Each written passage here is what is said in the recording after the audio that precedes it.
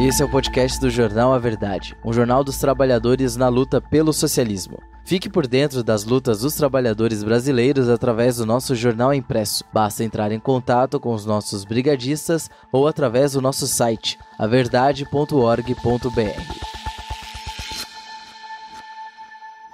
A luta dos trabalhadores brasileiros para mudar a sociedade. Textos de Luiz Falcão, do Comitê Central do PCR e diretor de redação do Jornal A Verdade, para a edição 290 do jornal.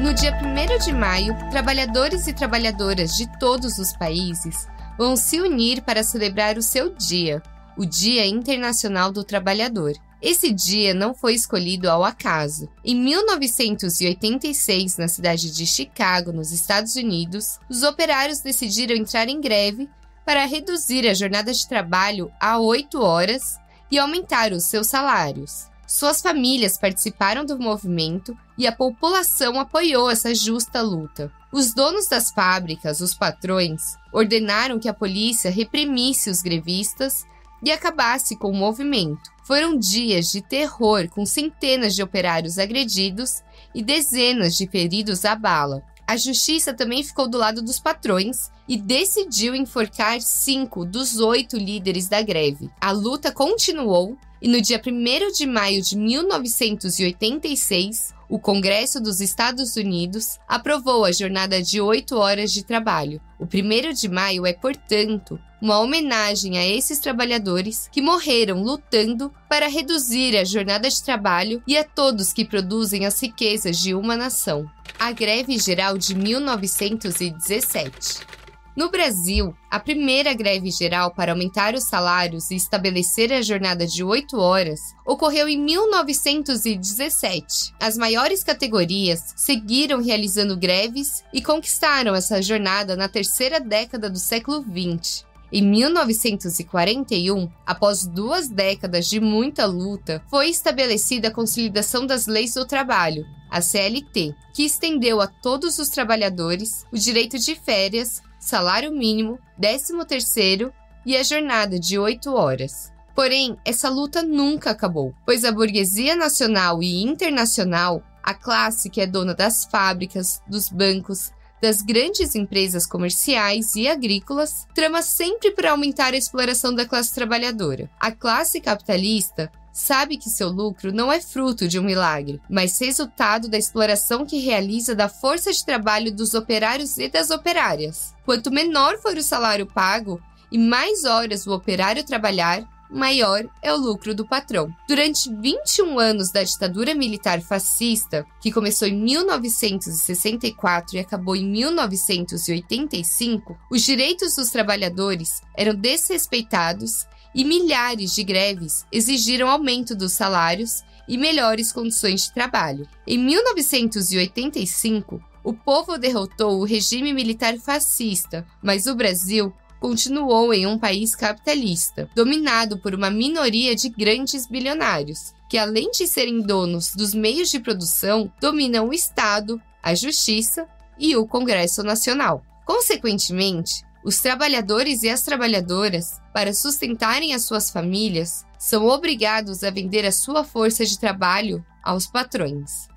E como vive o trabalhador?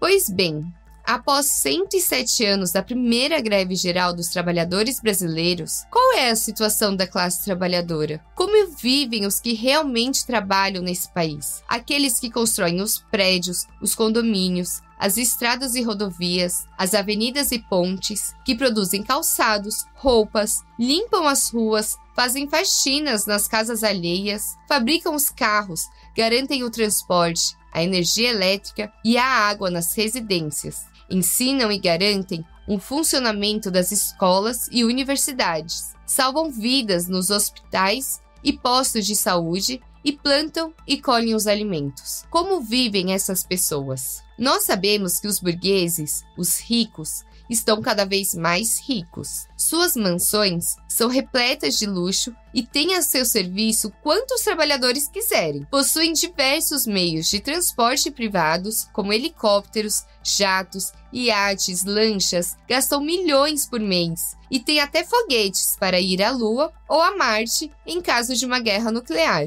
Enfim, eles vivem com ostentação. Já a vida do trabalhador é uma vida de sofrimento, de trabalho exaustivo, baixos salários, de desemprego e de fome. Era pobre no início do século XX e continua vivendo na pobreza no século XXI. Não bastasse isso, muitos direitos conquistados e posteriormente garantidos pela CLT e pela Constituição de 1988 foram eliminados pela reforma trabalhista, aprovada em 2016 pelo Congresso Nacional no governo de Michel Temer e pela reforma da Previdência, aprovada no governo do fascista Jair Bolsonaro. De acordo com o Instituto Brasileiro de Geografia e Estatística, o IBGE, 100,5 milhões de brasileiros trabalham, mas apenas 37,9 milhões têm carteira de trabalho assinada. A maioria, 40 milhões, são classificados pelo IBGE como trabalhadores informais. Eles trabalham sem direito a férias,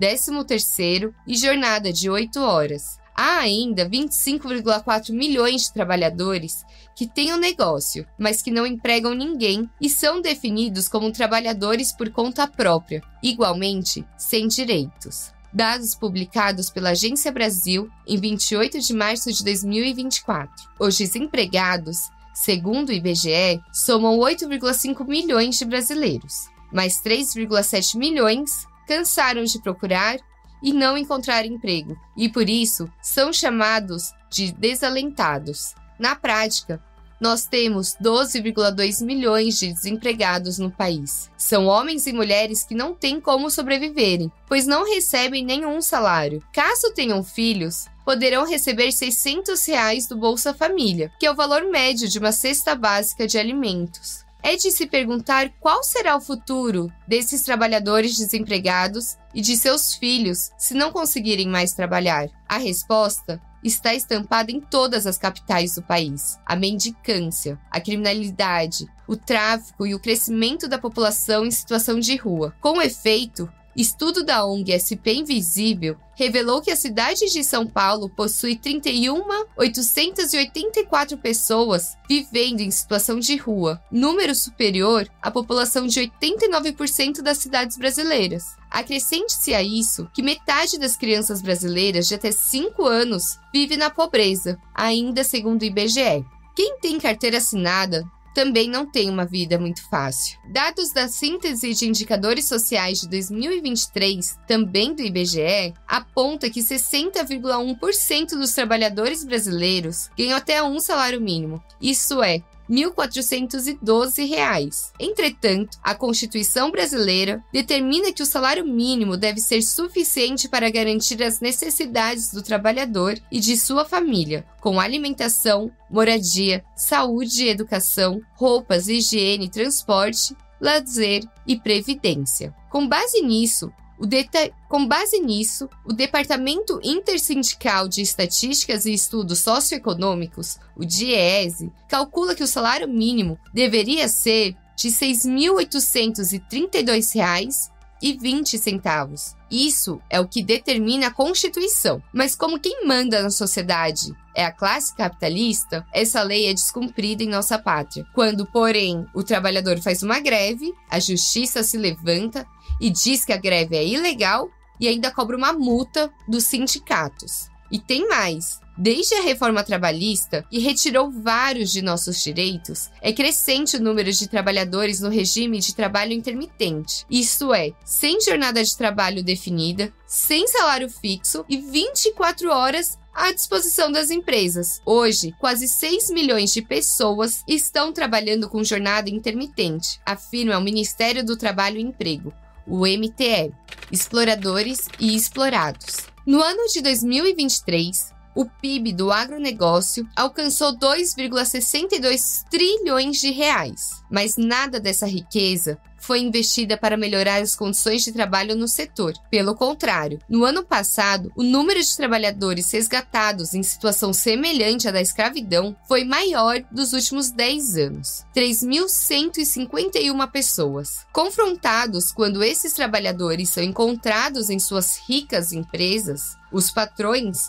como no caso da Vinícola Aurora, que é uma das maiores produtoras de vinho do país, culpam as empresas terceirizadas, mas elas não explicam por que elas ordenaram que seus partidos políticos aprovassem a terceirização e a reforma trabalhista no Congresso Nacional. Esse é o retrato da maior contradição existente em nosso país. Os que verdadeiramente trabalham, os que constroem e produzem as riquezas, isto é, a classe trabalhadora, não têm o necessário para viver dignamente. De outro lado, a classe capitalista, a classe exploradora, formada por uma minoria de pessoas ricas, acumula lucros extraordinários e tem riquezas fabulosas. Vejamos alguns casos. 4 bancos privados, o Itaú Unibanco, Bradesco, Santander e o BTG Pactual, tiveram em 2023 um lucro líquido de 67,1 bilhões de reais. 3 grandes redes de supermercados tiveram o seguinte faturamento no ano passado: o Carrefour, 115 bilhões de reais, o Açaí, 72,8 bilhões e o Grupo Mateus, 30,2 bilhões de reais. 275 grandes empresas terminaram o ano passado com 521,6 bilhões de reais em caixa e distribuíram a seus acionistas um total de 90 bilhões em rendimentos. Dados publicados na Isto é Dinheiro, em 1º de abril de 2024. Já 76,6% das famílias brasileiras terminaram o ano com grande endividamento e hoje trabalham para pagar juros aos banqueiros, conforme dados da Confederação Nacional do Comércio, a CNC. Solidariedade e união dos trabalhadores. Como vemos, a burguesia explora os trabalhadores sem nenhuma preocupação com a sua saúde. Ela não dá a mínima se o operário está doente ou exausto, se mora num barraco, numa área de risco, se perdeu sua casa ou parentes em alguma tragédia climática. Vive unicamente pensando em acumular mais capital e aprofundar a exploração dos bilhões de trabalhadores em todo o mundo.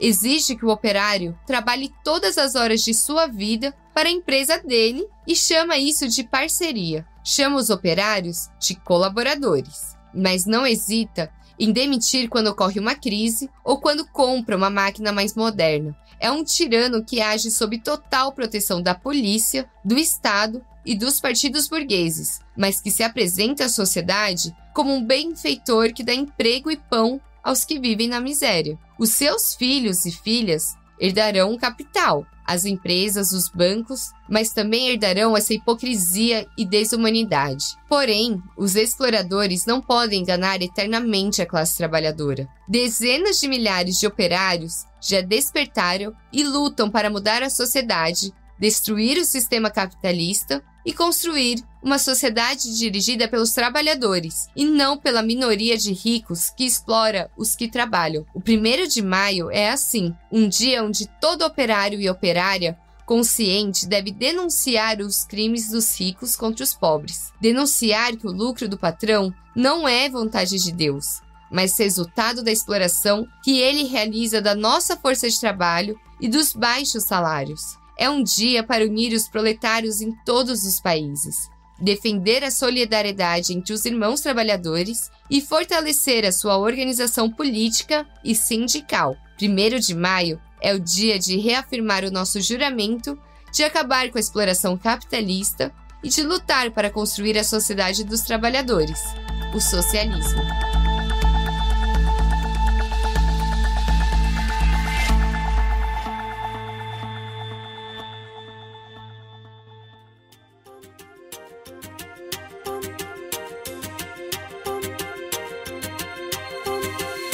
Você ouviu uma matéria do jornal A Verdade, um jornal dos trabalhadores na luta pelo socialismo. O nosso jornal não depende dos grandes ricos para se manter. Construímos há 23 anos uma mídia popular e independente. Para apoiar, considere adquirir o nosso jornal impresso com os nossos brigadistas ou fazer uma assinatura através do contato no site averdade.org.br. Você também pode apoiar o A Verdade, os movimentos que constroem o nosso jornal, através do nosso Apoia-se, apoia.se/movesociais. Ambos os links estarão na descrição do episódio. O programa de hoje fica por aqui. Não deixe de nos seguir nas nossas redes digitais para não ficar por fora de nenhuma notícia.